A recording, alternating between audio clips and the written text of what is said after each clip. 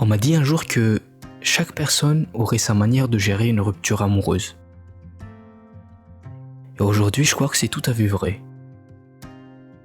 Ce qui m'a surpris, c'est de voir que pas mal de personnes en parlent.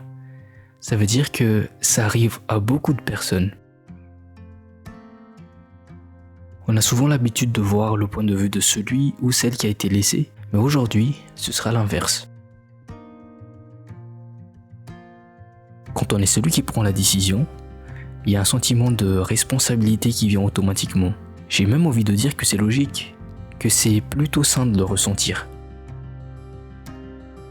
C'est un peu comme dans tous nos choix de vie quand on y pense. Toutes les décisions que nous prenons s'accompagnent toujours de responsabilités à assumer. Dans mon histoire, cette responsabilité posait au tout début une certaine assurance. Je me suis dit, ça va aller, je devrais être capable de l'assumer sans problème et je passe à autre chose. Mais tu te doutes bien que si je suis là, c'est que ça ne s'est pas passé comme ça. Cette responsabilité peut se transformer en autre chose quand on n'est pas assez solide. Et visiblement, j'étais très loin de l'être. Tu te dis peut-être que l'autre personne m'avait culpabilisé. Alors, pas du tout. Elle savait rester respectueuse, très compréhensive et équilibrée en dépit de tout. J'ai entendu dire que certaines personnes prévoient longuement leur rupture avant de poser l'acte. Et que c'était même la raison pour laquelle celui qui part aura plutôt tendance à mieux gérer la rupture que l'autre. Mais ce n'était pas vraiment mon cas. Je n'ai pas pris la décision sur un coup de tête, bien sûr.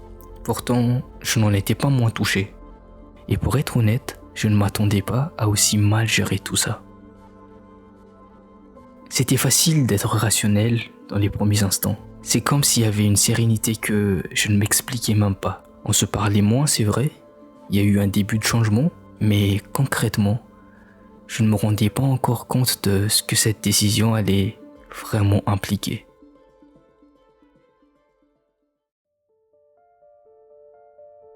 Il a fallu si peu de temps pour que la réalité parle. La distance se creuse petit à petit, le manque s'amplifie et les émotions sont tout simplement intenables. Au fur et à mesure que le temps avance, une phrase que je refusais d'entendre devient une évidence. Plus rien ne sera comme avant. Pendant ce temps, l'entourage est là. Il est curieux, il se soucie. Et parce que la vie continue, je fais mine de suivre son rythme. J'essaie de cacher ce que je ressens dans une posture qui me trahit. J'écoute leurs conseils, mais je me sentais toujours incompris.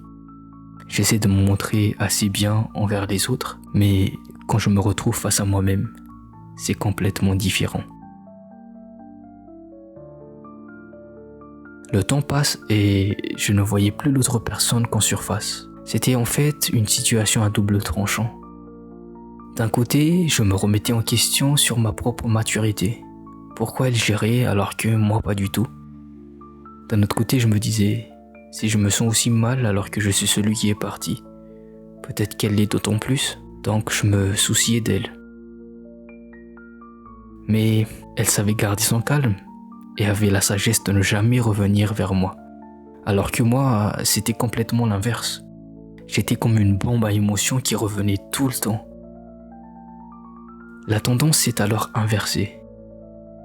J'agissais comme la personne qui a été larguée, alors que je suis celui qui est parti.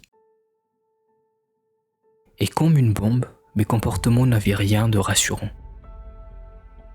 Sa patience a fini par atteindre sa limite et elle a pris ses initiatives.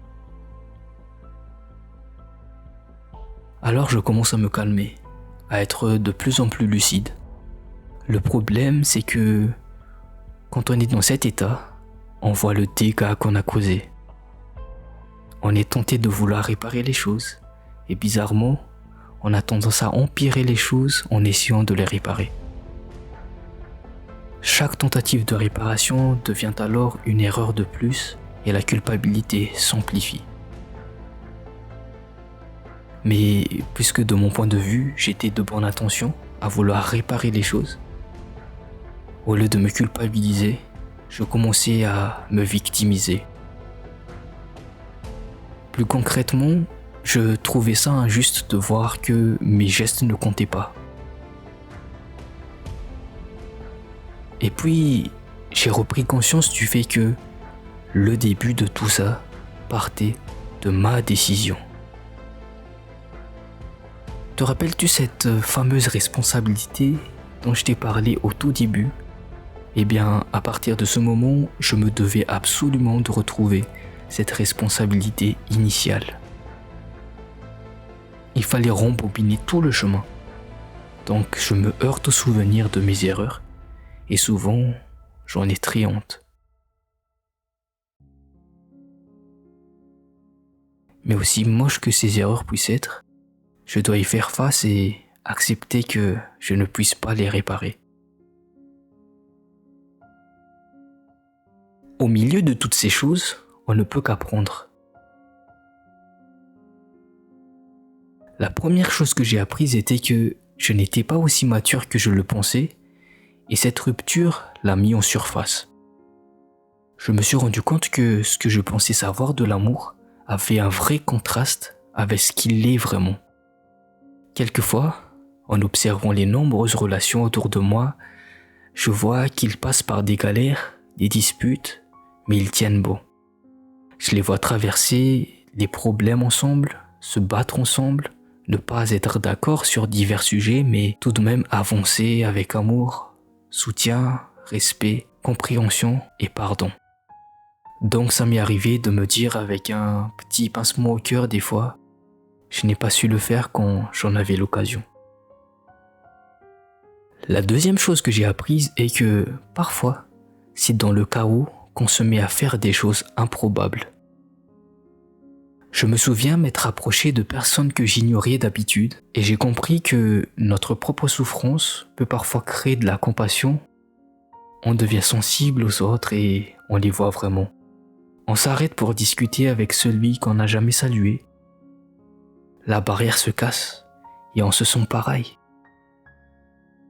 La troisième chose que j'ai apprise est que on peut avoir des regrets, mais on ne peut pas changer le passé. En fait, ça donne du fil à retordre de regarder en arrière et de constater tout ce qu'on a fait de mal. Pourtant, c'est important de s'en rendre compte pour ne plus les refaire. Mais moi, ce qui me conforte un peu, c'est de me dire que c'était tout ce que j'avais de toute façon à ce moment précis. J'ai donné ce que j'ai pu en amour et elle a fait de même. Ce n'était peut-être pas suffisant et on n'était certainement pas parfait, mais on a essayé malgré tout avec le peu qu'on connaissait et on ne peut qu'être reconnaissant pour ça. La dernière chose que j'ai apprise, et c'est la plus importante, c'est que Dieu ne te lâchera jamais. Une rupture a parfois une raison bien plus grande qu'on ne le pense. Ça peut nous dépouiller de toutes nos sécurités, nous mettre à terre. Mais pour ma part, c'est dans une telle situation que j'ai trouvé un vrai ami. On court après une relation, alors que Dieu attend à ce qu'on ait surtout une relation avec lui, qu'il devienne notre meilleur ami. Au fond, la vraie responsabilité n'était pas seulement d'assumer une rupture, mais d'apprendre à grandir à travers elle.